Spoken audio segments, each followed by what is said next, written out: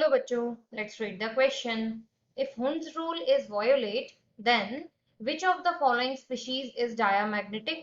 A option is scandium plus, B option is copper 2 plus, C option is iron 2 plus and D option is chromium plus 1 ion. यहाँ से इस question में हमारा की concept क्या कहता है कि एक तो हम यहाँ पर बात करेंगे हुंस रूल को लेकर, और दूसरा हम यहाँ पर बात करेंगे कि कौन ऐसे होते हैं जो डायामैग्नेटिक कैरेक्टर शो करते हैं, ये हम कैसे पहचान सकते हैं। देखो, सबसे पहले हम यहाँ पर बात करते हैं हुंस रूल को लेकर, क्योंकि उसी के ऊपर पूरा मेन क्वेश्चन का कंसेप्ट बेस्ड है।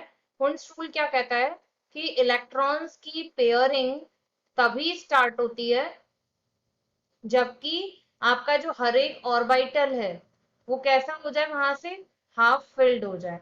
जब सारा ऑर्बिटल आपका हाफ फिल्ड हो जाएगा तभी इलेक्ट्रॉन्स पेयरिंग करना स्टार्ट करेंगे। ठीक है, हम लोग इस रूल के अकॉर्डिंग ऐसा बताते हैं कि अगर हम यहाँ पर ये डी ऑर्बिटल को लेकर बात कर रहे हैं तो इस ऑर्बिटल में आपके जब यहाँ से 5 इलेक्ट्रॉन्स चले जाएंगे तभी आपका 6th इलेक्ट्रॉन यहाँ पेयरिंग स्टार्ट करेगा। ये हम करेक्ट मानते हैं। लेकिन अगर ये हमसे कह रहा है कि हुंस रूल को हम वायोलेट करते हैं, मतलब उसे हम यहाँ पर गलत मान के चलते हैं, कैंसिल कर देते हैं, तो फिर अब आप यहाँ किस तरीके से 6 इलेक्ट्रॉन्स फिल करेंगे? तब हम यहाँ पर 6 करेंगे, कब करेंगे? जब इफ वायोलेट द रूल। ठीक है, अगर हम वायोलेट करेंगे तो फिर 1 2 3 4 5 6। अब यहाँ पर ये हुंस रूल फॉलो नहीं हो रहा क्योंकि पहले ही पेयरिंग स्टार्ट हो गई। अब हम यहाँ पर बात करते जाते हैं। पहला हमें दिया हुआ है स्कैंडियम प्लस। स्कैंडियम का एटॉमिक नंबर होता है 21, कॉन्फ़िगरेशन आता है 3d2 4s2 3d1 4s2। लेकिन क्योंकि हम +1 की बात कर रहे हैं तो ये हो जाएगा हमारा 3d1 4s1। तो अगर हम यहाँ पर बात करें तो डी में यहाँ पर कितने इलेक्ट्रॉन जाएंगे? Only 1 electron. सिमिलरली अगर हम बी वाले को लेकर बात करें, बी में दिया हुआ है copper plus ion, Z atomic number होता है इसका 29, कॉन्फ़िगरेशन कितना आ जाएगा आपका? आर्गन, और ये आ जाएगा 3d9। तो अगर हम यहाँ पर इसमें ऑर्बिटल में इलेक्ट्रॉन्स की फिलिंग करना चाहें 1 2 3 4 5, तो ये इलेक्ट्रॉन्स किस तरीके से जाएंगे? 1 2 3 4 5। अब देखो, इस तरीके से जाने चाहिए थे। दोबारा करते हैं इसको दोबारा हम इस तरीके से करते हैं। वो बोल रहा है हुंस रूल वायोलेट कर दिया गया है, तो फिलिंग किस तरीके से करेंगे? हम पहले से ही पेयरिंग करते जाते हैं।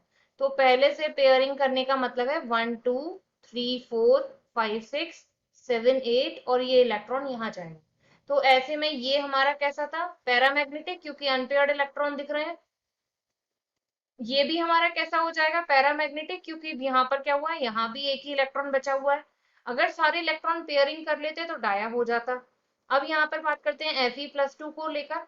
Fe एटॉमिक नंबर 26, कॉन्फ़िगरेशन यहाँ से क्या हो जाएगा आपका? Argon 3d6। अब यहाँ पर इसको हमें फिलिंग करनी है हुंस रूल को वायोलेट करने पर। तो ये हो जाएगा हमारा 1 2 3 4 5 6। 6 इलेक्ट्रॉन्स जो है वो कंप्लीटली फिल हो गए। तो ऐसे में ये आपका यहाँ से कैसा हो गया? डायामैग्नेटिक। सबने पेयरिंग कर ली है इलेक्ट्रॉन्स ने। डी की बात कर लेते हैं।